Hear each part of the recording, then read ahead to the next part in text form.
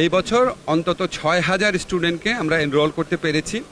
এসএসসির পর যে এইচএসসি থাকবে, এইচএসসি পাস করে যারা থাকবে তাদেরকেও আমরা এনরোল করার চেষ্টা করব।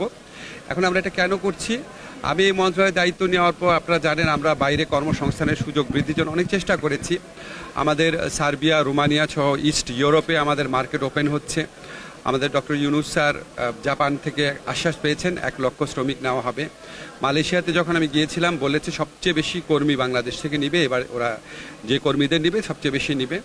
তাছাড়া সৌদি আরবে এবং জর্ডনে আমাদের যারা ইররেগুলার ওয়ার্কার ছিল তাদেরকে রেগুলার করার ব্যবস্থা করবে, এই আশ্বাস আমাকে দিয়েছে এবং অলরেডি করা শুরু করেছে। আমরা আপনার বাহরাইন আর ইউএইতেও আপনার ওপেন করার চেষ্টা করছি। ইউএইতে অনেকটা ওপেন হয়ে গেছে, বাহরাইনে একটু জটিলতা আছে, আমরা ওপেন করার চেষ্টা করছি। এছাড়া আমরা আরও বিভিন্ন কল্যাণমূলক পদক্ষেপ নিয়েছি, আপনারা খবর নিয়ে দেখবেন। প্রবাসী কল্যাণ ব্যাংকে আমরা ঋণ নেওয়া অনেক সহজতর করেছি। আমাদের যে বিএমইটি ছাড়পত্র পাওয়া, এটাকে 3 স্তরে অনুমোদন লাগতো, আমরা এটাকে 2 স্তর করেছি আমাদের প্রবাসী ভাইদের ভোগান্তি কমানোর জন্য। আমরা ওয়েজ আর্নার বন্ডের যে আছে সীমা, সেটা অনেক বৃদ্ধি করেছি। আমরা যে প্রবাসী কল্যাণে যে যারা আমাদের ভাইরা ওখানে দুর্ভাগ্যজনকভাবে মৃত্যুবরণ করেন, তাদের যে পরিবার পরিজনের ভোগান্তি কমানোর জন্য লাশ পরিবহনের সুবিধার জন্য কিছু ব্যবস্থা নিয়েছি। আমরা প্রবাসী কল্যাণ লাউঞ্জ করেছি একটা, আপনারা জানেন। খুব দ্রুত আমরা আরও 2টা কাজ করব। একটা হচ্ছে আমাদের প্রবাসী ভাইদের থাকার জন্য একটা জায়গা ছিল, যারা আপনার বিমানবন্দরে আসার পর অনেকক্ষণ ওয়েট করতে হয়, দেখা যায় হয়তো পুরো রাতটাই কাটাতে হয়, তখন তারা অত্যন্ত ইনসিকিউর অবস্থায় পড়েন। ওনাদের জন্য আমাদের একটা থাকার ব্যবস্থা আছে খুব ভালো জায়গাতে, এয়ারপোর্ট থেকে জাস্ট 10 মিনিটের পথ, কিন্তু রাস্তাটা খুবই খারাপ দেখে ওখানে কেউ যেতে চেত না। এই রাস্তাটা নির্মাণ কাজ শুরু হয়েছে, খুব দ্রুত শেষ হয়ে যাবে। আমার ইচ্ছা আছে, খুব স্বপ্নের একটা প্রজেক্ট আছে প্রবাসীদের জন্য একটা হসপিটাল করা। এই হসপিটালের মালিক হবেন প্রবাসীরাই।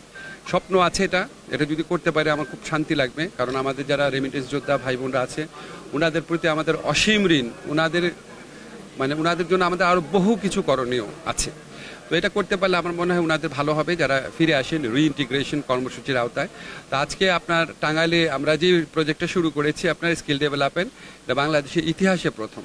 তো আমরা এখানে আপনার টাঙ্গাইলের অধিবাসীরা আছেন, আপনারা সবাই এখানে এটা ভালো মতো প্রচার করবেন, অন্যান্য বক্তব্যের যেটাই ভালো করে প্রচার করেন।